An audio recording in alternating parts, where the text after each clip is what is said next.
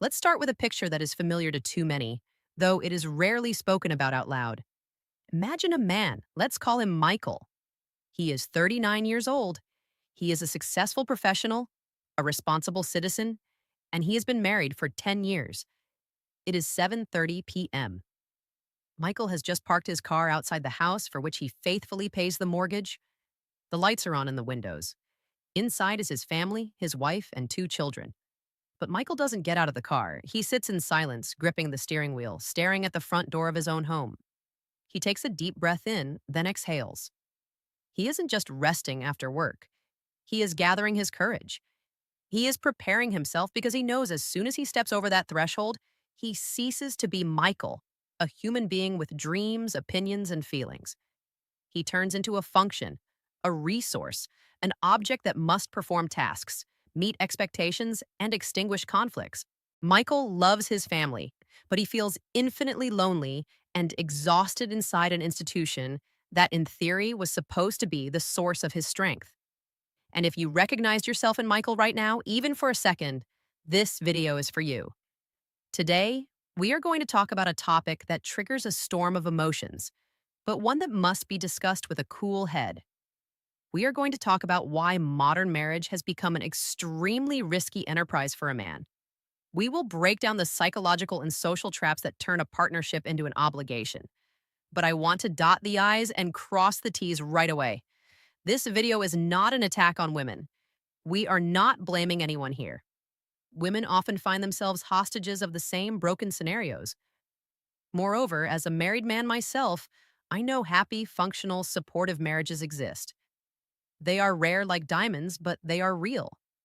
And if you have such a marriage, cherish it. You have won the lottery. However, we are going to talk about the rules, not the exceptions. We are going to talk about the risks that statistically and psychologically outweigh the benefits for the average man in the 21st century. We will talk about why freedom has become the new currency of success and why refusing a stamp in your passport might be the most mature decision of your life. First, the changing of the contract.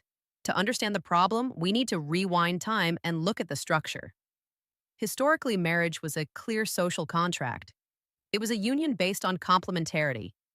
The man brought protection and resources, the external perimeter, and the woman provided care, home management, and emotional comfort, the internal perimeter.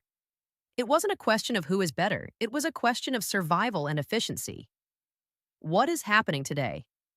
The contract has been rewritten unilaterally, but the man forgot to receive his new copy. Look at the situation through the eyes of a modern man. Let's say David. Society expects David to maintain the traditional male role. He must be the provider. He must be strong. He must solve problems, fix what is broken, and ensure financial security.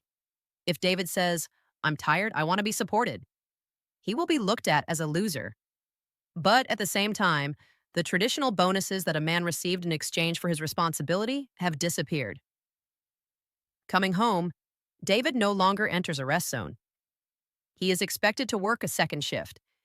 He must be an active father, a housekeeper, an emotional psychologist for his wife, and an attentive listener. And here arises the imbalance. The modern woman, and this is wonderful, has gained the right to a career, to self-realization, to independence. She is not obliged to cook dinner or create comfort if she is tired, and that is fair.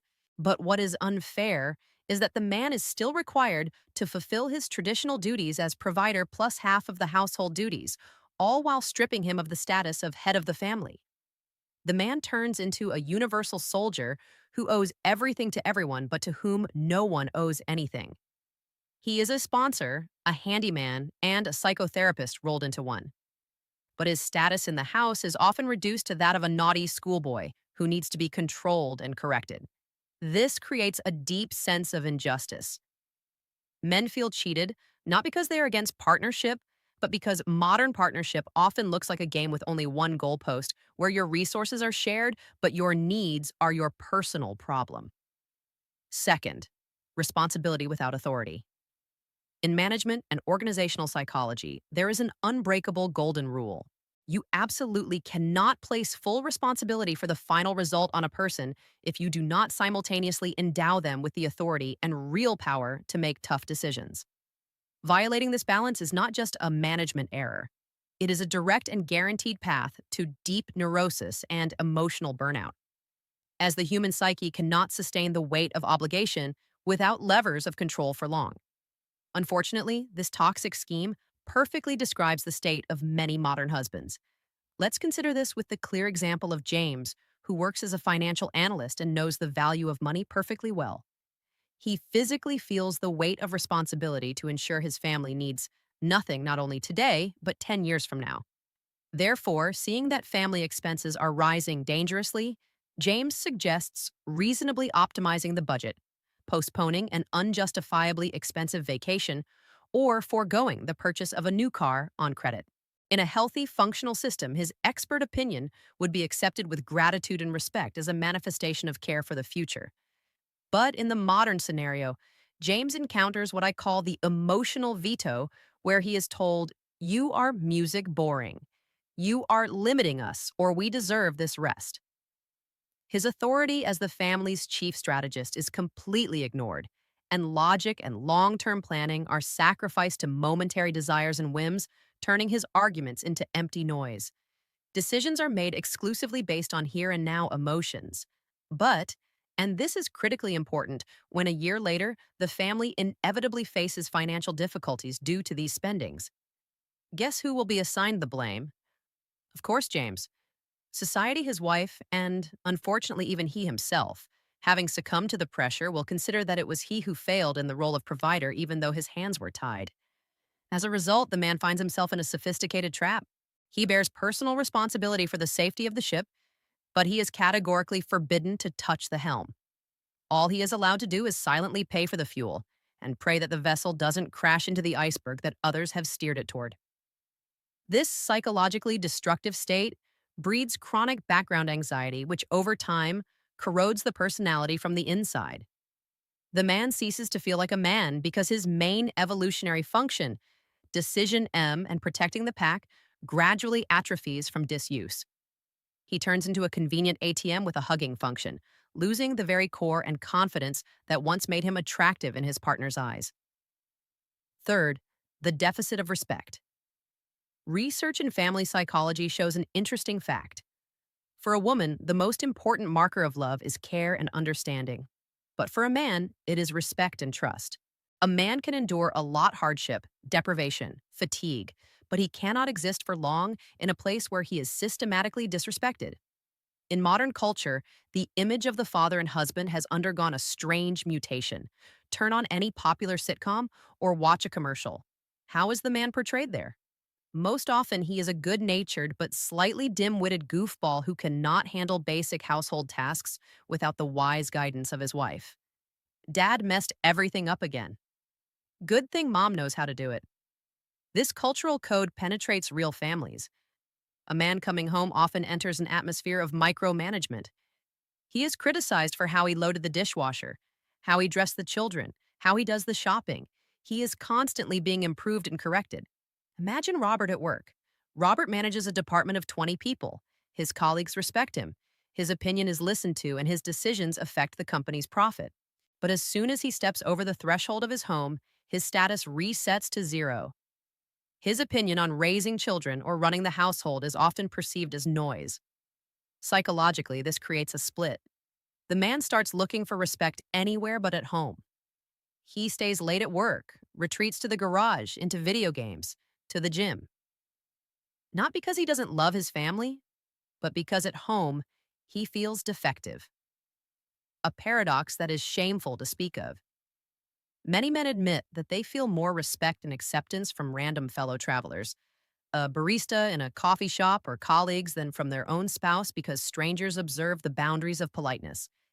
In marriage, however, boundaries are often erased and disrespect becomes the habitual background of communication. As a result, the home ceases to be a safe haven where one can remove their armor and turns into a minefield where any wrong step is punished with criticism or mockery.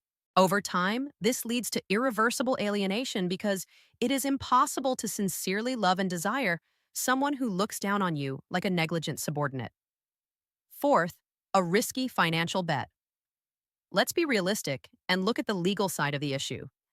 Marriage is the only legal agreement where one party can break the contract at any moment without explanation, receive half of the other party's assets, and possibly lifetime support, even if she was the initiator of the break.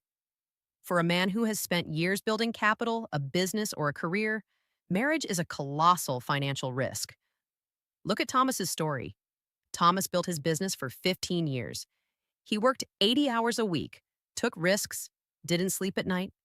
He got married assuming he was building a foundation for future generations.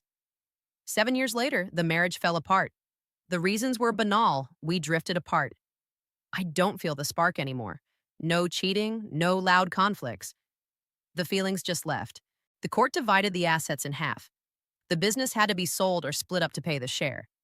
The house Thomas built with his own hands remained with his ex-wife because the children stayed with her. Thomas ended up at 45 in a rented one-room apartment, giving a substantial part of his income to alimony and supporting the standard of living his former family was accustomed to. This is not a villain story. It is a story of the system. The divorce system in many countries is built in such a way that it financially punishes the one who earned more, most often the man, and incentivizes breaking the contract. From an investment standpoint, marriage is an asset with extremely high volatility, huge risks of capital loss, and unobvious returns. A rational investor would think 10 times before investing in such a project.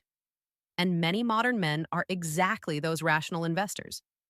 They choose to preserve their resources not out of greed, but out of common sense. Fifth, the illusion of happy wife, happy life. You have surely heard the phrase, happy wife, happy life. It sounds like sweet folk wisdom, but from a psychological point of view, it is one of the most toxic mindsets destroying male happiness. Think about the meaning of this phrase. It places a man's happiness in total dependence on a woman's mood. It says, your feelings are unimportant. Your task is to service her emotions. If she is satisfied, you are allowed to be calm. And if she is dissatisfied, your life will turn into hell until you fix it. This is a hostage formula, not a partnership formula. In essence, you voluntarily hand over the remote control of your internal state to another person, which inevitably leads to a loss of self-respect.